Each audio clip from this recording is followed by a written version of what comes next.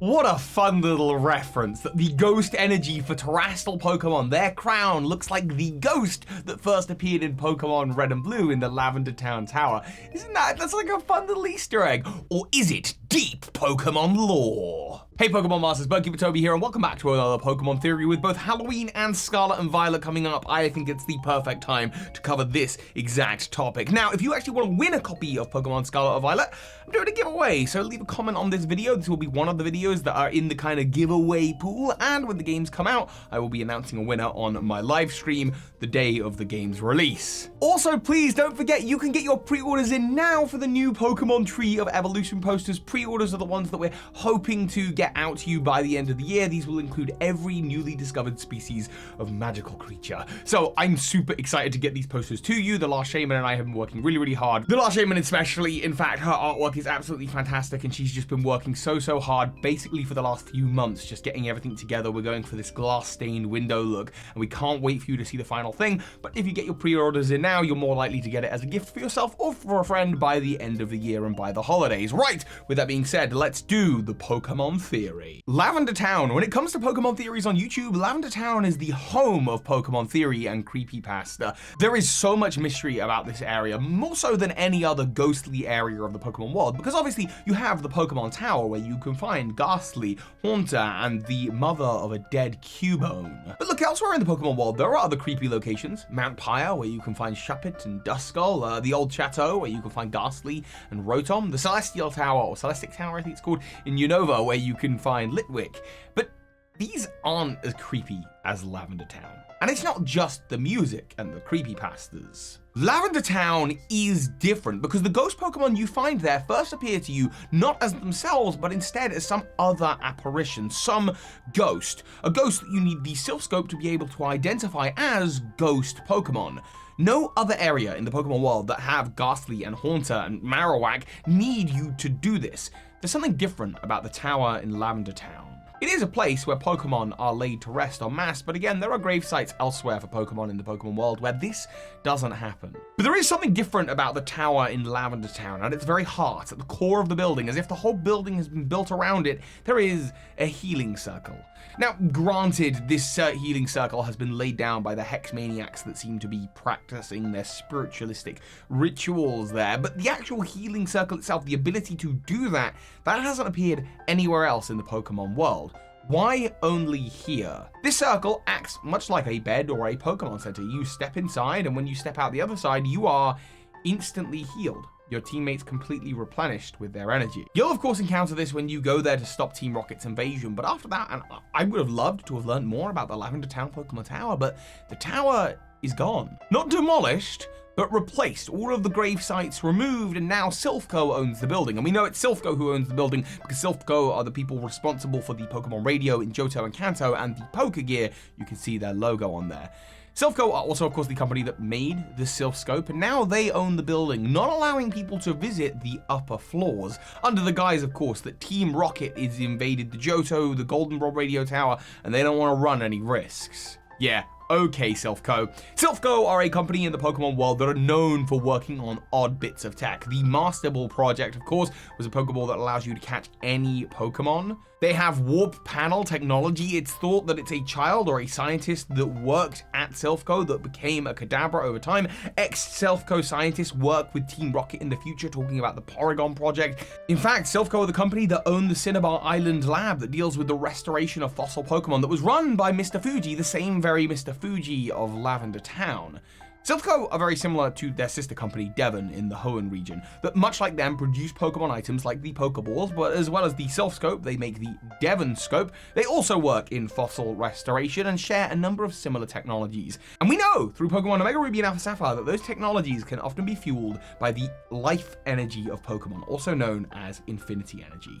Infinity Energy represents the life force of Pokemon, controlled by Xerneas and Yveltal, the flow of that energy, but also it is related to Mega Evolution, and as it turns out over the generation shares a lot of similar qualities to the power within Z Crystals, or that comes out of Ultra Wormholes powering up Totem Pokemon. It seems in fact that these different things, Totem Pokemon, Z moves, Mega Evolutions, they're all expressions of Infinity Energy in different forms that extends into last generation now with Gigantamax Pokemon and Noble Pokemon, all of which are Pokemon that change their shape and form and size a little bit and are filled with this kind of aura. Aura is also another form of this that we see in the Lucario movie and the power that Lucario has access to. This is all just a sort of godly energy that powers up, makes bigger and stronger Pokemon. In fact, it seems to be that Noble Pokemon from Pokemon Legends Arceus, filled with the berserk energy that has come through the Ultra Wormhole, that is the sort of, that is the most pure version of this energy, coming most likely directly from Arceus.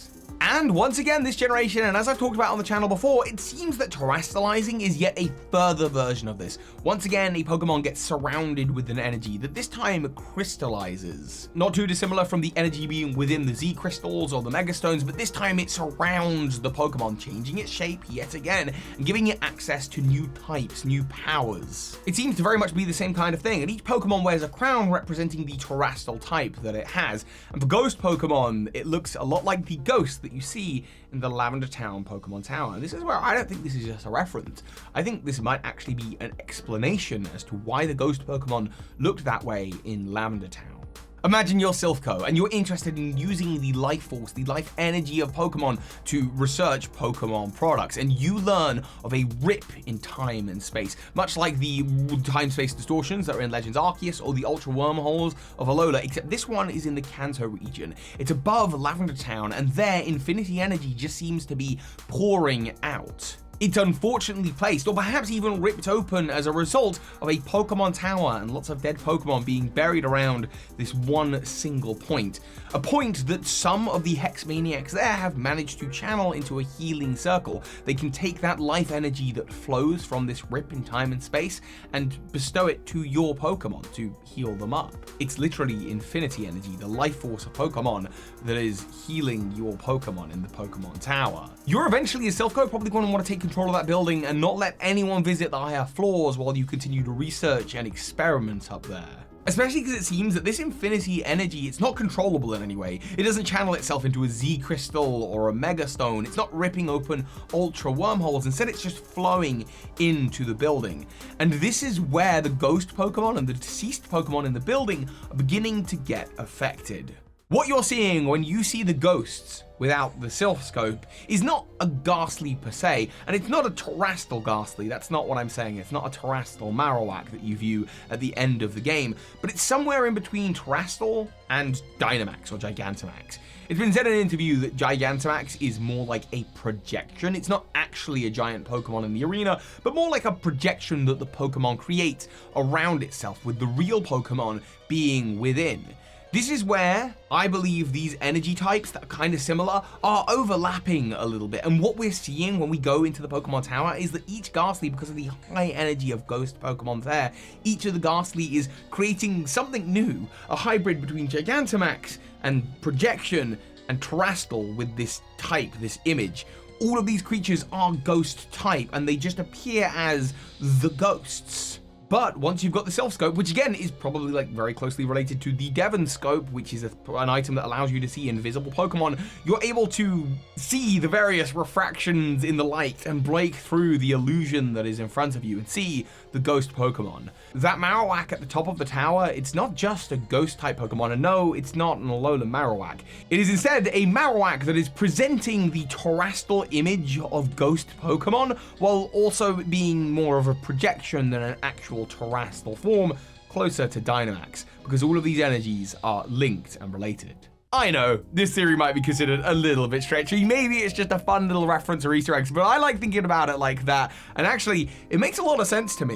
Also, and this doesn't become its own theory here, the idea that Silphco want control of this radio tower in the Johto games specifically, in Heart Gold, Soul Silver, and Golden Silver and Crystal, makes a lot of sense, because radio waves do have a weird connection to Arceus. When you go to the Ruins of Alph, if you tune your radio to the right station, you can hear the sounds of the unknown, and I believe the Azure Flute. So it's like, it kind of shows you that there really is a big conspiracy going on with Silphco, and I believe they wanted that building for that specific reason.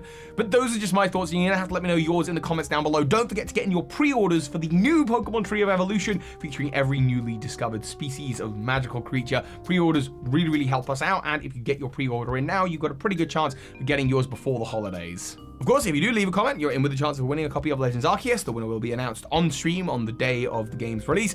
So thank you all for watching, and of course, so hi Pokemon Masters.